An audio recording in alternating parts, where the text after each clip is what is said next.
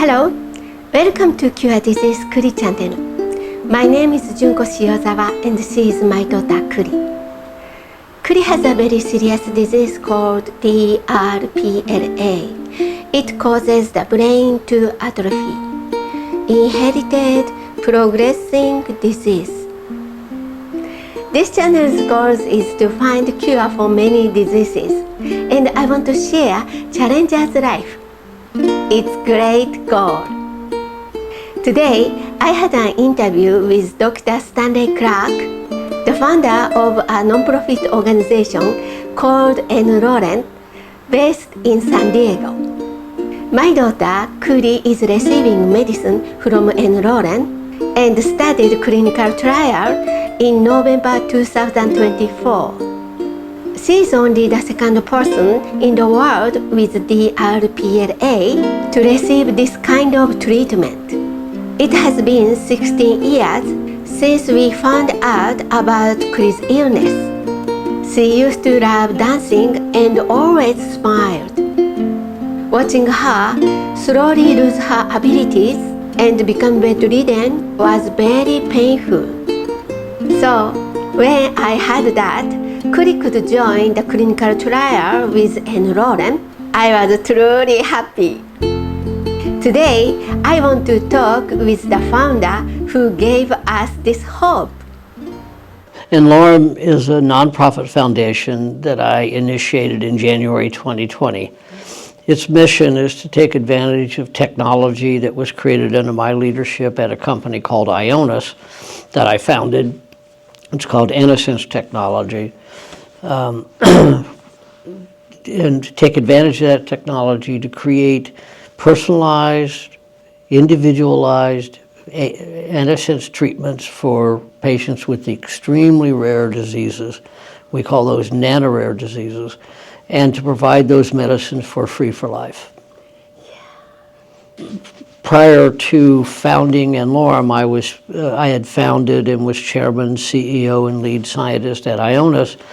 And in 2019, I explored the possibility of doing this with FDA, the US FDA, and they seemed supportive, and as a consequence, I started n-Lorem. What makes it possible is the efficiency and the shared characteristics of medicine from this platform, as well as special guidance from the FDA that's based on the properties of this platform for drugs discovery. Those two items make it possible for us to do this very rapidly and relatively inexpensively. To simply develop a new medicine today, commercially, the average cost is more than $3 billion. And to do that is more than 17 years, and typically a really novel medicine, maybe 25 to 30 years in discovery and development. We attempt to treat patients within 18 to 24 months of starting a new discovery program. And we can do that for about a little more than $1 million a patient. And so that it becomes almost economically feasible to do this. Yeah. Last year, when I went to the colloquium, I saw a lot of the patients and families. Yeah. They were so happy. Well, the demand that we experience is much, much greater than I expected. When I founded n-Lorem, I thought we might have a few patients, but we've now processed more than 340 applications and accepted more than 160 patients for treatment. And each patient is a new drug discovery and development program. So it's gone much faster and much bigger than I expected, and it's been much more rewarding. I think we are helping many patients and families. These illnesses are extremely rare. Nothing is known about them, and there is no hope no way for these patients to be treated other than what we're doing today. And so bringing hope and realistic hope and then benefit to patients has been very, very gratifying. And we see that one patient, one family at a time. These illnesses destroy patients, but they also destroy families. And having nowhere to turn, no hope, no one to ask about what the disease is a terrible state for these families. And so bringing the plight of this very rare patient population to the attention of the world is another goal that we had, and I think we've done a good job of that. Yeah, I see. Okay, so please let me know that one story. Maybe I will tell you about Susanna. Susanna is a child who has a mutation in a gene called KIF1A that produces progressive neurodegeneration. Her central nervous system deteriorates over time. When we began treating her, she was in a wheelchair and unable to speak more than a few words. She's now been treated for 2.5 years. She continues to do well. She's walking, able to talk, regained the ability to do many, many functions that she had lost. And so it's that sort of story that makes it worthwhile. And of course, the impact of her better health on her family is also quite rewarding to all of us. I see. Yeah. Susanna's story is maybe encourage many people, I think. Mm-hmm. Yeah. Well, it's a wonderful story. Yeah. It's a story of science and medicine coming together with good intentions, helping a needy family, and so that that's a very compelling story, and it's what we get to do every day. And please let me know the Tayson's story. Tayson's. Tayson is now 19. He is an adopted son of an Australian couple living in the United States. He's of Japanese Korean descent, and he has a mutation that causes another form of neurodegeneration. When we began treating him, his disease had progressed quite a bit. He was unable to walk independently. He was becoming more and more unable to function and more anxious. His behavior was becoming more erratic. And so we began treating. And he's now able to walk independently. He's now able to put his shoes on. His behavior is improved. He's less anxious. And so he continues to improve. And prior to treatment, he had progressed to the place where it was very clear that his course was going to be very bad from that point forward. So he's another wonderful success story. And this is an extremely rare mutation in most of the world. It's more common in Japan and in the Pacific Rim. And so there are just very few cases like this patient in the U.S., but there are quite a few more in Japan. Yeah, same. My daughter too.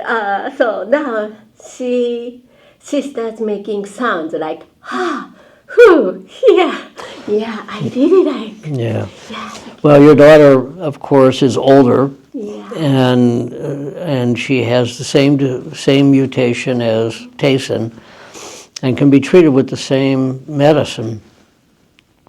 And she's progressed even more substantially than Tayson. She requires mechanical ventilation to help her breathe. She's in bed, and one of the many questions that we're asking is how far advanced in a disease can a patient be, and we can still help them.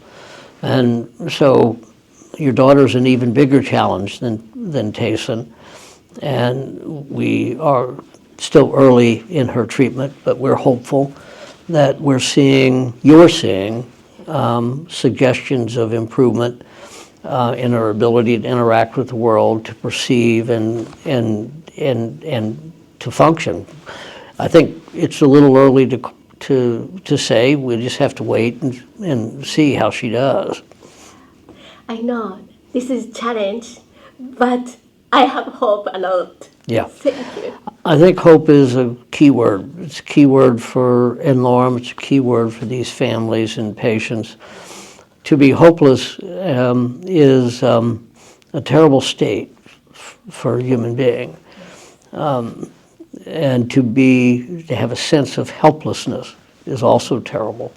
And that's what these patients and families experience, because there is so little known about these extremely rare mutations, so little opportunity for just knowledge, just to learn what is going on. And we really only know about these diseases because we can sequence now genomically. And so it very much is a miracle of science coming together with good intentions that make all this possible. So it's science and heart coming together. Yes. And do you have a dream? Next dream? Oh, well, my dream is to expand and treat many, many thousands of patients over the next few years, and to learn about these diseases and to publish as much information as we can. These are unique diseases in that there's a single gene that has a single mutation. And so they're ideal systems to teach us about health and disease in general. So my hope is that we will grow n-Lorem to be able to treat patients all over the world, that we'll treat many thousands of patients. And in the process, we'll learn about health and disease and change the way we think about health and disease altogether. So it's a big dream, but the only kind of dream to have is a big dream. Your dream and our dream. Mm-hmm. Thank you. Yeah. So finally, please let me know. Please say the word for the patient and the patient family to hear. Well, n-Lorem is here, and we're doing our best to help patients and families who have extremely rare mutations that we only know about because of our ability to sequence genes today. So this is a new ground. We're blazing new trails every day, and we hope that we are able to continue to do that, to add more patients and families to our roster of patients and families we help, and to learn from each patient and each family as much as we can, because as we learn about these diseases, we learn about health and disease altogether. Thank you very much. Mm-hmm.